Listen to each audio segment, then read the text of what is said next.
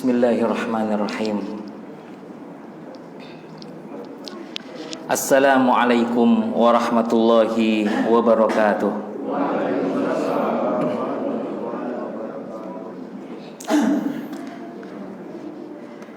Innal hamdalillah nahmaduhu wa nasta'inuhu wa nastaghfiruhu wa natubu ilaihi wa na'udzu billahi min syururi anfusina wa min sayyiati a'malina.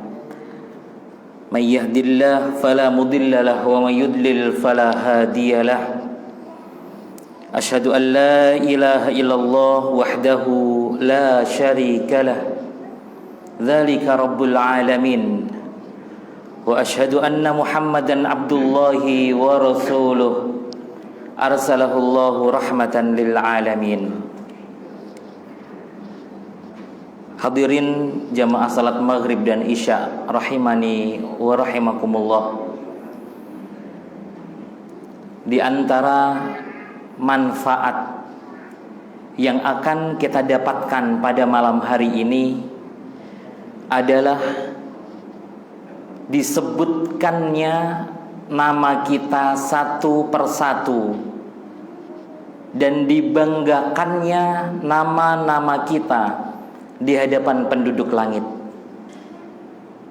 Berikutnya hadirin, Rasulullah sallallahu alaihi wasallam memberikan informasi bahwa siapa di antara kita yang menunggu antara satu solat dan solat yang lainnya. Saya ambil contoh solat maghrib menuju solat isya. Kita menunggu kedatangan solat isya itu di masjid dengan aktivitas yang bernilai pahala, maka malaikat akan mendoakan kepada kita dengan dua hal. Yang pertama, Allahumma ighfir lahu. Yang kedua, Allahumma arhamhu. Ya Allah, itu jamaah kajian maghrib dan isya di Masjid Darul Huda, tolong ampuni dosa-dosanya. Tolong ya Allah, itu jamaah maghrib dan isya di Masjid Darul Huda, Engkau berikan kepadanya rahmat. Amin ya rabbal alamin. Semoga malam hari ini hadirin kita mendapatkan yang sudah Rasulullah sallallahu alaihi wasallam janjikan. Melanjutkan kajian dengan kitab Minhajul Muslim, halaman 109.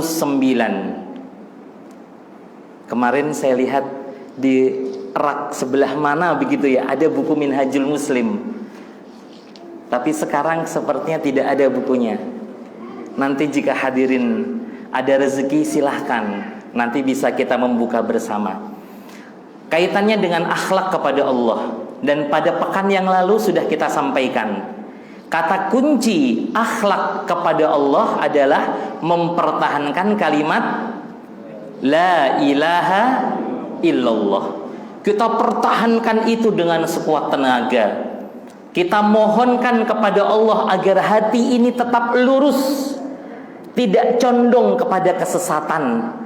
Hati ini tidak mudah digoyahkan kanan kiri oleh setan, baik dari kalangan jin maupun kalangan manusia. Kita minta sama Allah.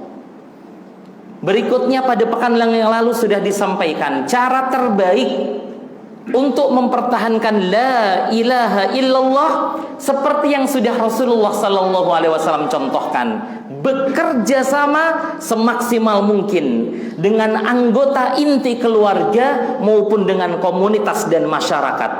Kita bekerja sama. Jangan merasa mempertahankan la ilaha illallah itu bisa dengan kekuatan pribadi. Jangan.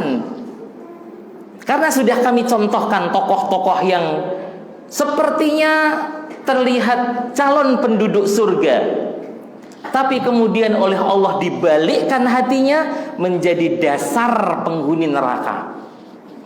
Mereka hidup bersama Rasulullah sallallahu alaihi wasallam, tapi setelah selesai perang, Ketika Rasulullah mencari satu persatu mana syuhada, mana mujahid-mujahid yang terluka, ada seorang yang kemudian lari menjauh dari perkemahan kaum muslimin saat itu. Kemudian dia angkat pedang tinggi-tinggi, kemudian ditusukkan ke badannya karena tidak kuat menahan perihnya saat itu pertempuran.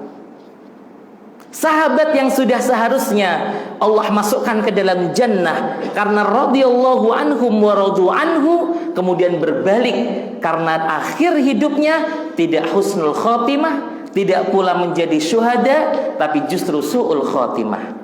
Hadirin rahimani wa rahimakumullah, pertahankan la ilaha illallah. Berikutnya, seorang muslim ketika sudah mampu melafadzkan la ilaha illallah, mengajarkan kepada putra putrinya, kepada istri atau mungkin kerabat yang lebih jauh, ucapkan la ilaha illallah. Atau kalimat thayyibah yang lain, subhanallah, alhamdulillah, la ilaha illallah, Allahu akbar. Sudah bisa seperti itu, poin berikutnya syukur. Kita syukur baik secara hati, syukur secara lisan, maupun syukur dengan anggota badan. Syukur secara hati, kita mempraktekkan la ilaha illallah, dirasakan betul tidak ada Rabb yang wajib diibadahi selain Allah. Tidak ada Rabb yang wajib diibadahi selain Allah. Kita rasakan dalam hati, wahai hati, tolong jadilah engkau itu makhluk Allah yang lembut. Ketika menerima nasihat, terimalah wahai hati. Jangan engkau keras, jangan engkau kuat wahai hati. Ketika diberi nasihat oleh seseorang, lembutlah hati. Kemudian kita minta kepada Allah, ya muqallibal qulub. Sebagaimana tadi imam sholat, kemudian melafadzkan zikir bersama, ya muqallibal qulub, wahai Rabb, ya Allah yang memegang kunci hati, yang membolak-balikkan hati, tsabbit qulubana ala ta'atik. Tetapkan hati ini untuk berada dalam garismu ya Rabb. Jangan geser kanan, jangan mudah geser kiri, kokohkan. Berikutnya dengan lisan. Ketika kita dalam perjalanan, ketika kita keluar rumah, Masya Allah, ketika keluar rumah ya ibadallah, bapak dan ibu mengucapkan bismillahi tawakkaltu 'alallah, dan itu merupakan tauhid. Bismillah dengan menyebut nama Allah. Tawakkaltu, aku bertawakal, 'alallah, kepada engkau ya Allah, la haula wala quwata illa billah. Tidak ada daya, tidak ada kekuatan selain yang engkau berikan untukku. Kemudian kita melangkahkan kaki keluar rumah. Rasulullah sallallahu alaihi wasallam menjanjikan, hudita, dia akan mendapat petunjuk.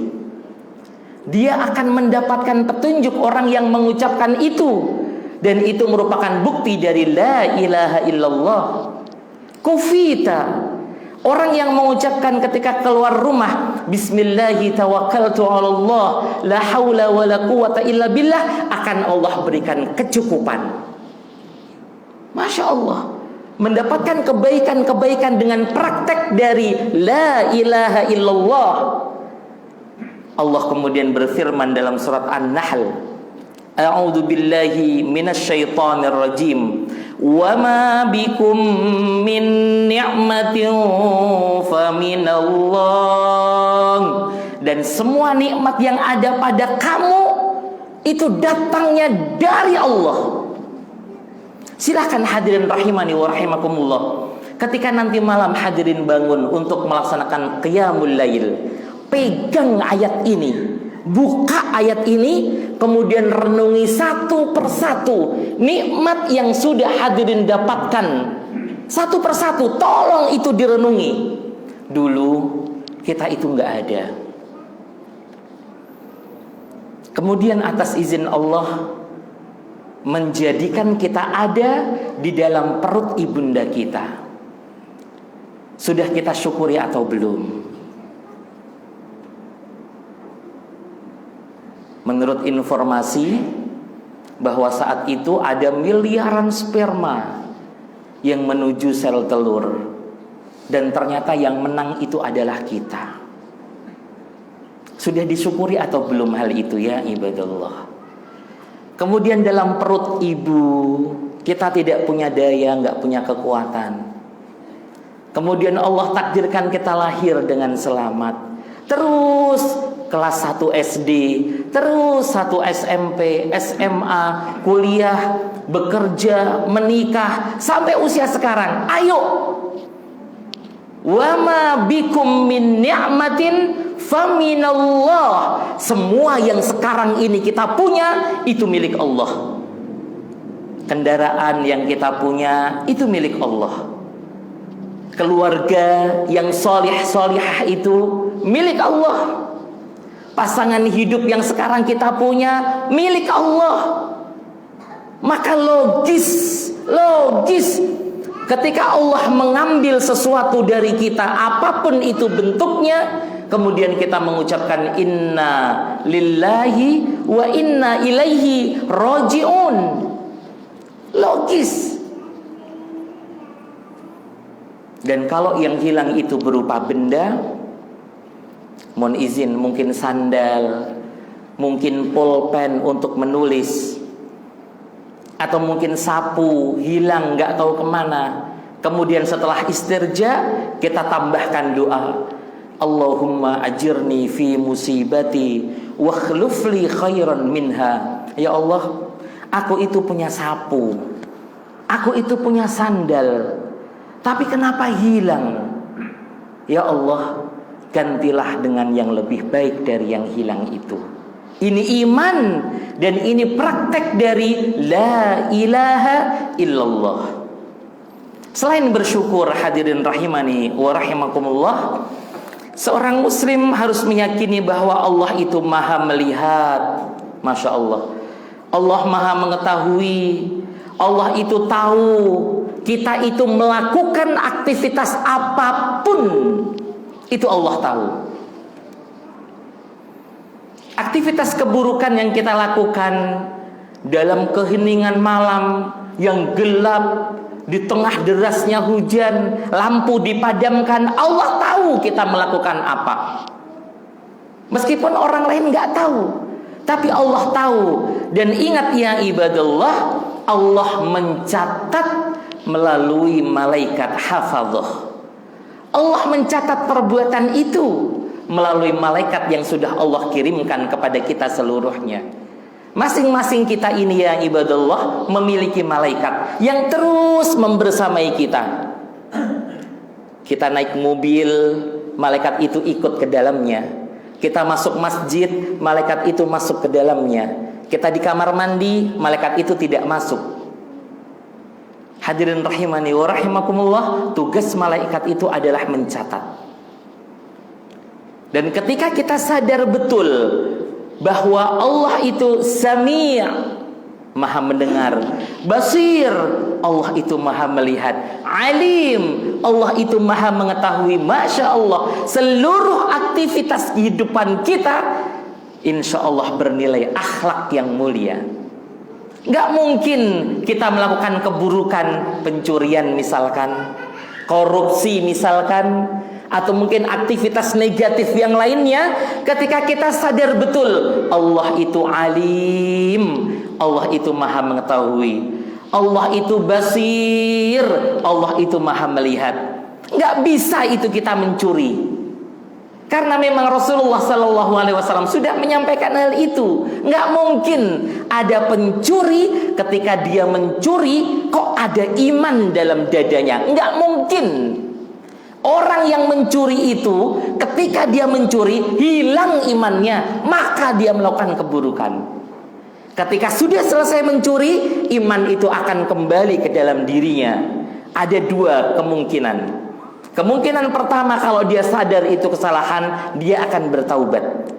Kemungkinan yang kedua, dia tahu itu salah, tapi karena gengsi, karena mungkin sudah menjadi tuntutan hidup dan tidak ada solusi lain, kemudian dia melawan Allah. Hadirin jamaah salat maghrib dan isya rahimani wa rahimakumullah. Apapun yang kita lakukan, kebaikan maupun keburukan, sekecil atau sebesar apapun ya ibadallah, itu nanti akan mendapatkan hisab. Nanti akan dihitung oleh Allah. Dan perhitungan Allah itu lebih detail dari ahli-ahli akuntan sekarang. Lebih detail. Karena Allah tahu yang tersembunyi di dalam dada itu, Allah tahu. Yang kita sembunyikan dalam keheningan malam, kita melakukan dosa, Allah tahu itu. Maka kalau kita sadar sekarang ya ibadallah, mari kita beristighfar. Astaghfirullahaladzim wa atubu ilaih. Astaghfirullahaladzim wa atubu ilaih. Aku mohon ampun ya Allah. Masih ada waktu untukku bertaubat ya Allah. Engkau masih memberi waktu untukku bertaubat, maka ampuni dosa-dosaku ya Allah. Wa ma ya'zubu 'an rabbika min mithqali dzarrah.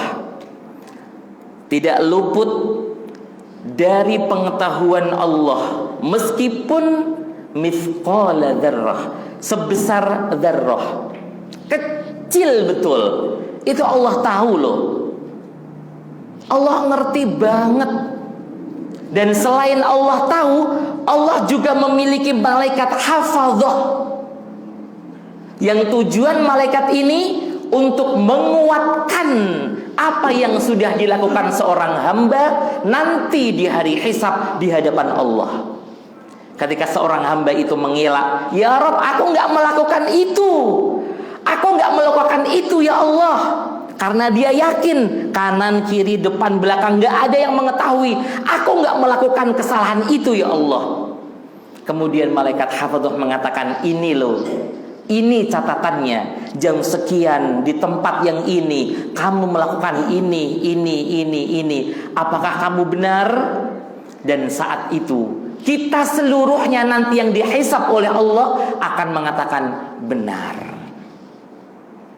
Tidak ada yang bisa mengatakan enggak, aku nggak begitu, aku nggak begitu. Enggak ada. Karena memang malaikat hafadzah tugasnya nilo, membuktikan kalau kamu itu memang melakukan kesalahan saat itu, dan kesalahanmu belum dihapus dengan istighfar. Kesalahanmu dengan manusia belum dihapus dengan minta maaf. Kesalahanmu kepada Allah belum dihapus dengan bertaubat nasuha. Maka masih ada tulisan ini. Hadirin rahimani wa rahimakumullah. Tidak ada tempat untuk melarikan diri dari pandangan Allah. Karena Allah sudah mengetahui segala-galanya. Bahkan 50.000 tahun sebelum penciptaan langit dan bumi, itu Allah sudah mengetahui apa yang akan terjadi oleh manusia itu. Dia mau melakukan apa, di mana, dengan siapa, sendiri atau berjamaah, Allah sudah tahu itu. Inilah akhlak yang paling tinggi ya ibadallah. Akhlak yang paling tinggi yang harus semuanya kita miliki. Kita harus punya itu, masing-masing kita harus punya. Istri kita harus punya, anak kita harus punya. Rasa takut kepada Allah. Takut kalau nanti Allah itu murka kepada kita. Takut kalau Allah itu nanti menghinakan kita di hadapan seluruh makhluk saat itu. Kita harus takut ya ibadallah, ketika ternyata ibadah yang kita lakukan itu belum sesuai sunnah Rasulullah Sallallahu Alaihi Wasallam. Takut kita itu.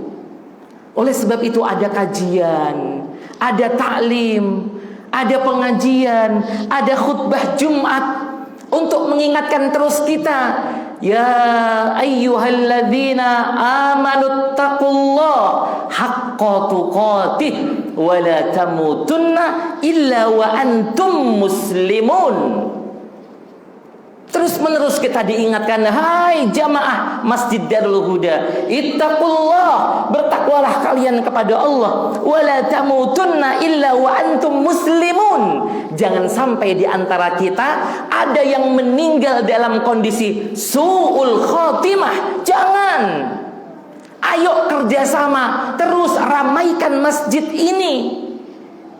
Terus kita saling bertegur sapa. Apa kabar Bapak? Assalamualaikum. Assalamualaikum Mas, apa kabar?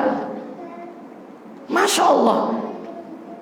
Hadirin rahimani wa rahimakumullah. Kerjasama antar jamaah Masjid Darul Huda yang seperti ini, Masya Allah. Masya Allah. Seperti inilah ya ibadallah yang dulu dilakukan oleh Rasulullah sallallahu alaihi wasallam ketika menginginkan kehidupan baldatun thayyibatun wa rabbun ghafur. Rasulullah membidik manusia-manusia, sumber daya manusia yang hebat seperti bapak dan ibu sekalian. Mereka ahli masjid. Mereka siap untuk mengaji. Meskipun yang saya sampaikan ternyata nggak sesuai dengan hati nurani bapak ibu, dia sadar, iya, aku belum bisa seperti itu. Aku masih bergumul dengan dosa. Banyak dosa yang kulakukan. Astaghfirullah, astaghfirullah. Hadirin rahimani wa rahimakumullah. Oleh sebab itu, kewajiban kita beribadah kepada Allah, menghadap kepadanya dengan penuh harap, menyerahkan semua problematika kehidupan kita hanya kepada Allah. Masya Allah. Penulis kitab ketika sampai pada kalimat-kalimat ini, mengharap kepadanya dengan penuh harap, menyerahkan semua problem kehidupan kita hanya kepada Allah. Penulis kemudian menukilkan banyak sekali ayat. Masya Allah. Kami menambahkan hadirin rahimani wa rahimakumullah ayat yang sudah kita hafal. A'udzu billahi minasyaitonir rajim. Bismillahirrahmanirrahim. Qul huwallahu ahad. Katakanlah wahai Muhammad bahwa Allah itu esa, Allah itu satu. Allahus samad. Kami mengartikan Allah tempat bergantung. Hadirin rahimani wa rahimakumullah. Kalau kita sudah bergantung kepada Allah, kalau kita sudah menyerahkan seluruh problematika hidup kita kepada Allah, kemudian mulai memperbaiki ketakwaan kita, pelan-pelan kita perbaiki. Sholat yang biasanya cepat, kemudian dibuat bagaimana agar sholat itu tumakninah, rukuknya dengan benar, dinikmati bacaan ketika rukuk itu, subhana rabbiyal azim, dinikmati itu. Kemudian ketika misalkan selesai wudhu, ada zikir yang diucapkan, dinikmati bacaan itu. Di antaranya Allahumma ij'alni minat tawwabin. Ya Allah, setelah berwudu bersih seluruh tubuh kita, suci tubuh kita, kemudian kita berdoa Allahumma ij'alni minat tawwabin. Ya Allah, jadikan aku hambamu yang punya hobi itu bertaubat. Masya Allah. Hadirin rahimani wa rahimakumullah. Kalau sudah bersandar kepada Allah, pelan-pelan kita memperbaiki ketakwaan, Allah menjanjikan solusi terbaik pasti diberikan. Silahkan ini menjadi keyakinan hadirin rahimani wa rahimakumullah. Karena memang Allah sudah menjanjikan, waman yattaqillah yaj'al lahu makhraja. Allah itu akan memberikan solusi kepada siapa? Mereka yang bertakwa kepada Allah. Mereka yang ketika hidupnya itu mau diatur dengan syariatnya Allah, menjadikan Rasulullah Sallallahu Alaihi Wasallam sebagai teladan. Ketika Allah mengatakan, "Qul in kuntum tuhibbunallah fattabi'uni yuhibbukumullah wa yaghfir lakum dzunubakum kemudian tubuh kita ini diserahkan. Iya ya Allah, tubuhku ini milikmu, dan tubuhku ini akan aku buat sedemikian rupa untuk bisa mengikuti sunnah-sunnah Rasulmu. Masya Allah. Hadirin rahimani wa rahimakumullah. Seorang muslim yang sudah merasakan kebaikan dari Allah, baik berupa kesehatan, penjagaan, jabatan, keluarga, dan ingin mendapatkan tambahan kenikmatan dan juga kebaikan, maka hendaklah ia berdoa kepada Allah. Sekarang hadirin rahimani wa rahimakumullah, masalahnya, bismillahirrahmanirrahim, masalahnya kita itu nggak pede berdoa kepada Allah. Ini menjadi masalah bersama umat Islam. Kenapa kok kita nggak pede? Kita bingung. Ya Allah, aku mau minta apa ya? Ya Allah, aku mau minta apa nih? Padahal dosaku itu banyak banget nih. Sedangkan Allah nggak berpikir seperti itu. Allah tidak berharap seperti itu. Allah itu pengen banget kita itu beristighfar yang banyak, meskipun di dalam rumah kita. Imam Hasan Al-Basri itu mengatakan, ya ibadallah, wahai jamaah Masjid Darul Huda, jangan pernah mengkhususkan istighfar itu hanya di masjid saja. Jangan. Kalau di masjid, setelah selesai sholat, kemudian kita angkat tangan, astaghfirullah, astaghfirullah, astaghfirullah. Tapi ketika di rumah, tidak lagi itu kita angkat tangan. Kata Imam Hasan Al-Basri, jangan engkau cukupkan istighfarmu itu di masjid saja. Kenapa? Di antara jawaban Imam Hasan Al-Basri ketika ditanya, wahai imam, kenapa tidak boleh mengkhususkan istighfar di masjid saja? Jawaban beliau, karena engkau tidak tahu kapan Allah mendengar istighfarmu, kemudian Allah ampuni dosa-dosamu. Maka hadirin rahimani wa rahimakumullah, ketika misalkan hadirin ketika menghadiri kondangan, saya ambil contoh. Ketika menghadiri kondangan, setelah hadirin mengucapkan kepada pengantin mempelai, barakallahu laka wa baraka alaika wa jama'a bainakuma fi khair, kemudian hadirin menikmati hidangan. Bismillah suapan satu semangka, bismillah melon, bismillah nanas. Silahkan kemudian setelah itu beristighfar, astagfirullah, astagfirullah, astagfirullah, astagfirullah. Karena mungkin ada di sebelah sana ada hamba Allah yang ketika kita menikmati semangka, melon, nanas, dan buah-buahan itu, di sana ada orang yang menunggu. Sudah sepekan dia tidak ketemu makanan, dan mereka agamanya Islam. Mereka saudara kita. Kita istighfar, astagfirullah, astagfirullah. Di sepanjang jalan ketika hadirin nanti akan pulang ke rumah, sudah mengenakan sandal, sudah mengucapkan doa keluar dari masjid, kemudian sudah melambaikan tangan kepada teman-teman yang menyapa, assalamualaikum Pak, assalamualaikum. Kemudian mulai istighfar, astagfirullah, astagfirullah, astagfirullah, sepanjang perjalanan itu. Karena bisa jadi ketika di sepanjang perjalanan pulang itu, justru iman kita itu sedang naik di puncaknya iman. Kemudian Allah datang dan kemudian menghapuskan satu persatu kesalahan kita. Dosa ketika SMP dihapus, dosa ketika kuliah dihapus, dosa ketika menjabat jabatan tertentu tapi kurang amanah dihapus. Terus menerus seperti itu. Hadirin rahimani wa rahimakumullah, selain memperbanyak istighfar dimanapun itu, berikutnya kita memohon kepada Allah. Kita minta kepada Allah dengan permohonan yang serius. Ya Allah, aku ini hambamu yang gak punya daya, gak punya kekuatan selain yang engkau berikan kepadaku ya Allah. Sekarang usiaku sudah 40, usiaku sudah 50, Usiaku sudah 60. Sebentar lagi aku berpulang kepadamu ya Allah. Tolong jaga imanku di ujung-ujung akhir hidupku. Allahumma inna nas'aluka imanan la yartad.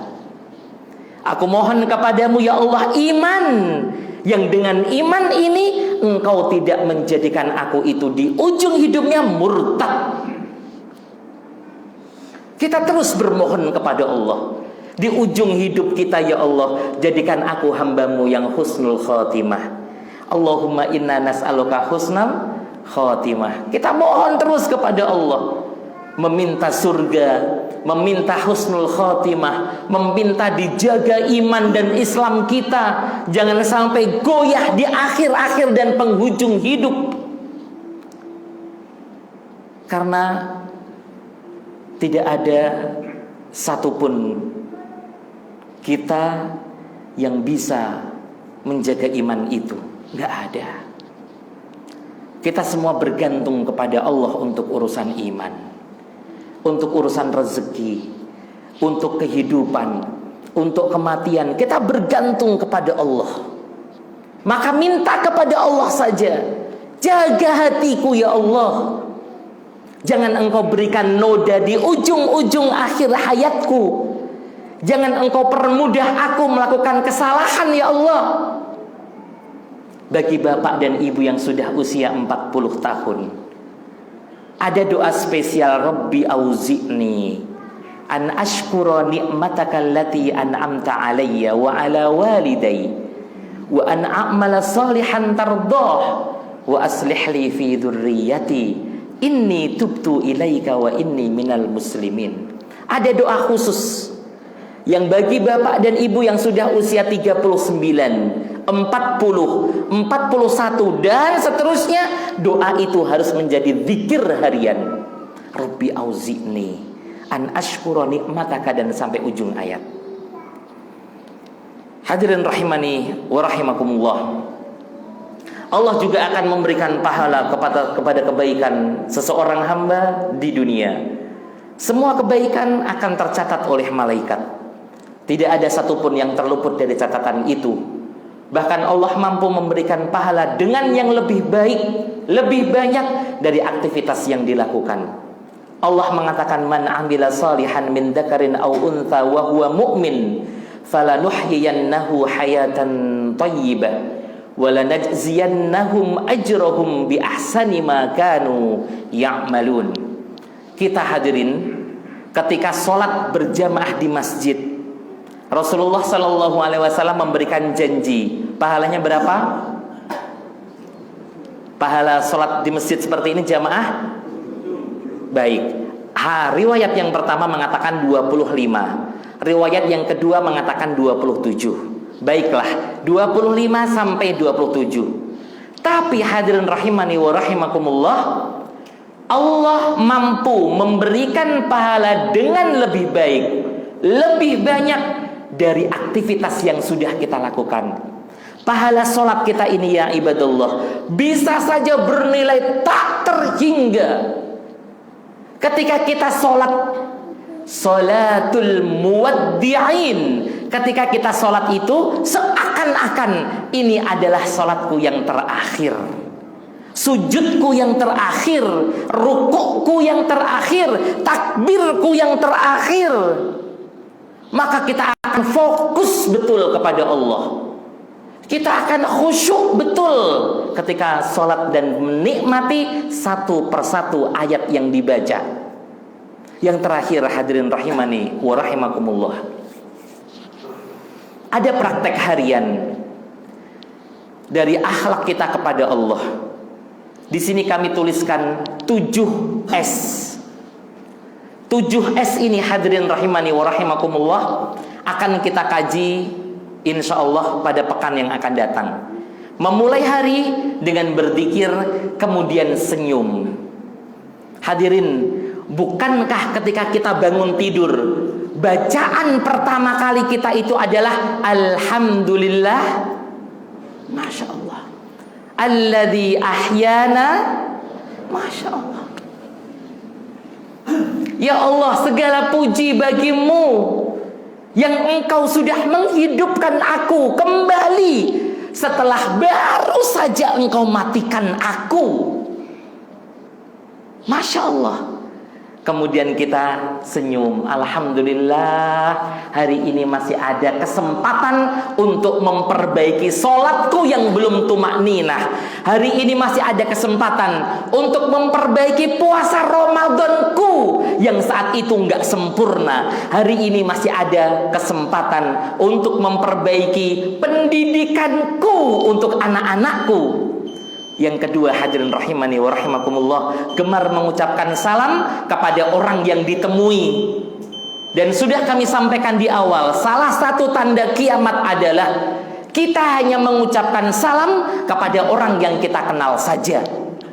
Kepada jamaah yang kita kenal, assalamualaikum Pak Ustadz, assalamualaikum Bapak. Tapi ketika kita di kantor, mungkin ada tamu kehormatan. Ketika kita naik angkot, ketika di pasar, masuk mall, kita tidak mengucapkan salam kepada orang yang jelas-jelas muslim. Kelihatan mungkin pakai peci, mungkin keluar dari masjid, kemudian kelihatan dia muslim. Assalamualaikum akhi, assalamualaikum Bapak. Yang nomor 3, menyapa dengan panggilan yang dia suka. Kita sapa orang-orang itu dengan panggilan yang dia suka. Dia sukanya dipanggil apa? Kalau emang sukanya dipanggil Mas Bro, kalau menurut saya diperbaikilah, jangan Mas Bro. Lebih baik didoakan dengan yang lebih baik. Bapak yang soleh atau gimana, silahkan Pak. Ini peluang-peluang kebaikan. Yang keempat, mari kita perbaiki gaya bicara dan tutur kata kita sopan. Kata kuncinya sopan. Ngomong itu jangan jangan nggak sopan, tapi ada sopannya, ada senyum-senyumnya, dilihat matanya. Jangan seseorang ketika berbicara berhadapan kemudian melengos. Ketika manggil seseorang, ya kemudian ketika dipanggil seseorang, ya kemudian kita nengok utuh. Tubuh kita ini nengok seluruhnya. Jangan cuma dipanggil, Bapak, yuk. Yang sopan, santun, tidak tergesa-gesa dalam hal apapun. Ketika makan, ketika berbicara, ketika memutuskan sesuatu, tidak tergesa-gesa, bersabar dan kemudian bersyukur. Insya Allah hadirin ini akan kita kaji pada pekan-pekan yang akan datang. Barakallahu fikum. Kita tutup dengan doa kafaratul majlis bersama. Subhanakallahumma wa bihamdika asyhadu an la ilaha illa anta astaghfiruka wa atubu ilaik. Kurang lebihnya saya mohon maaf. Assalamualaikum warahmatullahi wabarakatuh.